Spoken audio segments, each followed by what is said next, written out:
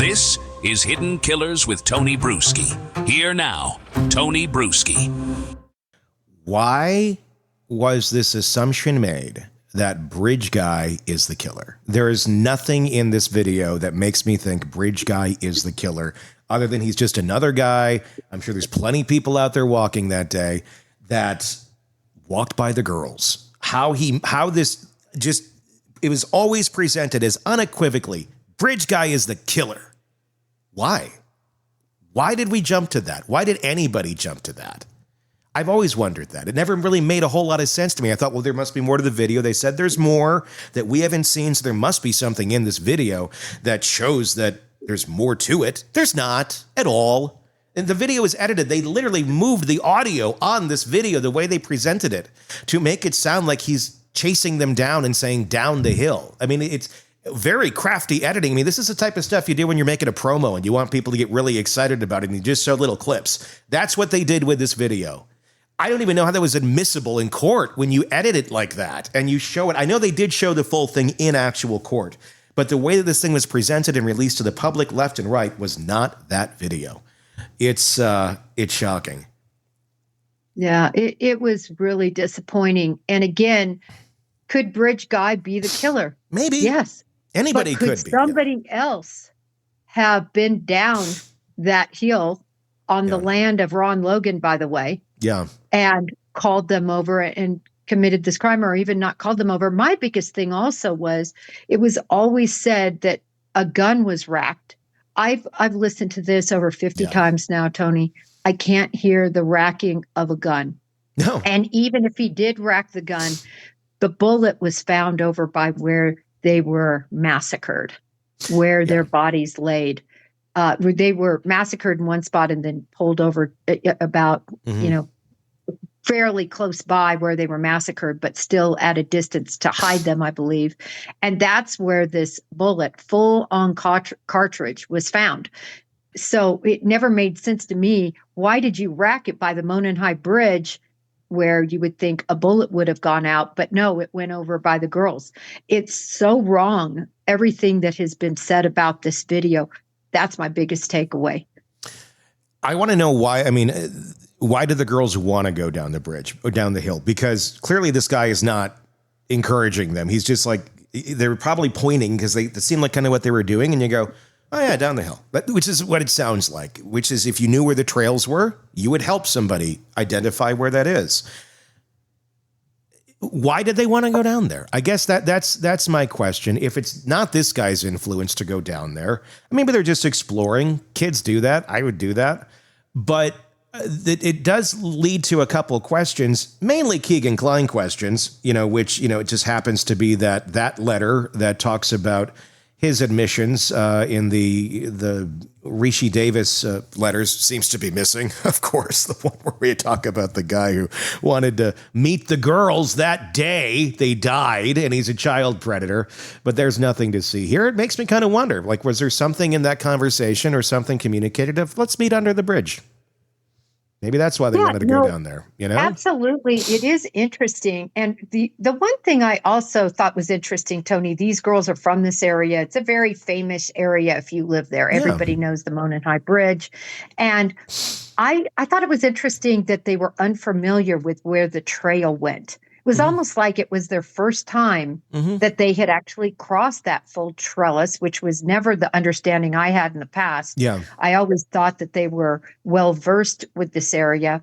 But it's clear that either they hadn't been there for a very long time or had never been there, because she's surprised. She goes, oh, the trail ends here. We have to go down there. And by the way, her voice is so sweet. And I know this is so hard. I'm hoping that none of the parents are, ever listening in on social media, because it's got to be so hard for them to hear all of this. But on another note, when you're thinking about the justice that may not have been served in this case, I just can't believe this case has ended the way it has, Tony. And I think the more and more we see, the more we're going to be concerned. And again, Tony, isn't this all about the jury had the right to see all of this unadulterated and not with the influence of somebody telling them what they were looking at and hearing. Anytime you tell someone or you have to like put words on a screen and say, this is what they're saying, your brain will automatically adapt to that. That's the psychology of it. That's how it works. That's why you can't suggest things in those sort of situations. You have to let people just absorb it and come to what they're going to come to. Doesn't mean it's right or wrong, but if we cannot truly break that down and actually hear it, you can't tell somebody this is exactly what they're saying because it fits your narrative when it clearly doesn't even say that. And then assume we're hearing a gun racking. And there's so many things here. The letter that was put out, or the response that was put out by Richard Allen's attorneys to McClelland about the errors, I found to be humorous as hell. I thought it was written beautifully. It almost looked like a script I wrote for talking about on the show, because I read it verbatim and I thought, this sounds like the things I write. So I love the snark in it, but it was all just so true of just lining out piece by piece how anything remotely exculpatory in this case has been lost, has been held back, has been altered, and then if we ever see it, it's after the fact. It's just, it goes beyond being narrow-minded, being hell-bent on we need to solve this case and this is a narrative. I'm just baffled. These are just very obvious conclusions I think anyone of a reasonable mind would come to.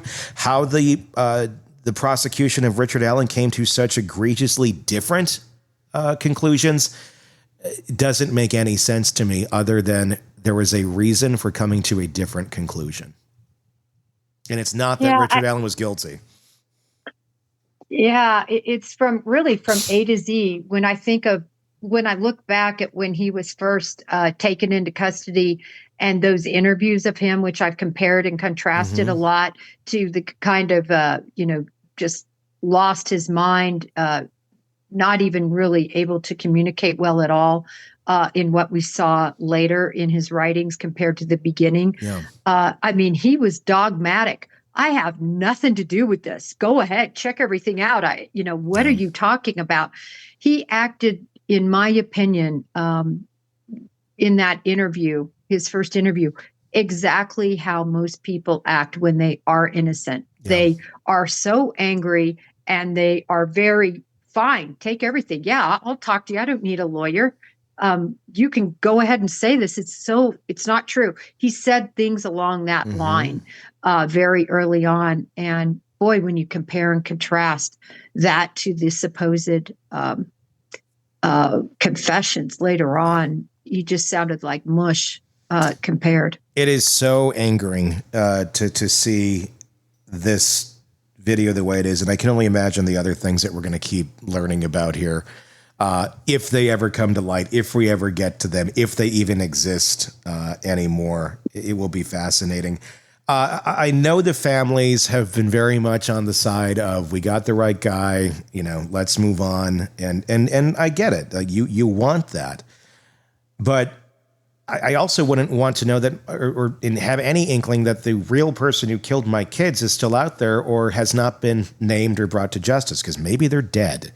Do you think we're ever going to see any of the family flip on this, or anybody say, hey, you know what? You need to look at this again? And I wonder if that would have any impact on the investigation in Delphi, which I know is closed and they're all happy with it.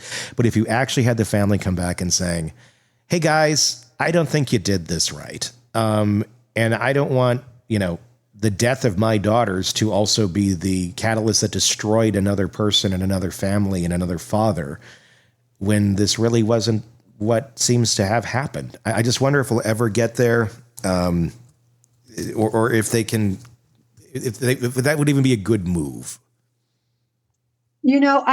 Tony, I have it on good authority that when they first arrested Richard Allen, that the family members did want to know and did ask questions. Are we sure? Like our pharmacy tech, are we sure? Yeah. This guy is you guys have the right guy? And that they were reassured. And that, of course, like most citizens, they believe what they're told straight in the face Sure. from the prosecutor and the police. And I think for them, this might just be so painful, Tony. Yeah. Just so painful to revisit, too painful to grab a scab off that they've been told by people that they're trusting to tell them the truth, that it's over. Yeah. And they want it to be over. You know, these families, there's nothing better for them than they get closure. They've been victimized by the investigation. They've been victimized by McClelland. By not being transparent on this case. These are not parents who just lost their children. They've then been re-victimized by people who didn't want to handle this case professionally and in a way that would actually lead to meaningful results. And that's horrible. I mean, they already went through hell, and then the people that they trusted to try and figure out what actually happened here also betrayed them. But they can sit and they can just pretend that it was accurate, just like the people who betrayed them are pretending it's accurate. But it's just not. You know, at the root of any investigation like this is the crime scene. Yeah. And that's where the rub is. The crime scene wasn't handled appropriately. So much wasn't analyzed and taken as evidence. And it was adulterated by all the volunteers and police that trampled the crime scene, everything that was mishandled. And because of that, I don't know if we'll ever know. Yeah. I don't know if we'll ever know, but we do know is that a cover-up of some kind went on here. And I don't know what the goal of that was, other to protect your own ego when someone's going down a path and this is what we're going to do, or if it's for some greater meaning that we don't understand. But there's too much here. And yeah, another bombshell in a case that supposedly is over. I think the answer to it being actually over is far from reality. Craving non-stop true crime updates? Press subscribe now and get the latest cases, analysis, and expert commentary delivered straight to your feed. Only from the Hidden Killers podcast and True Crime Today.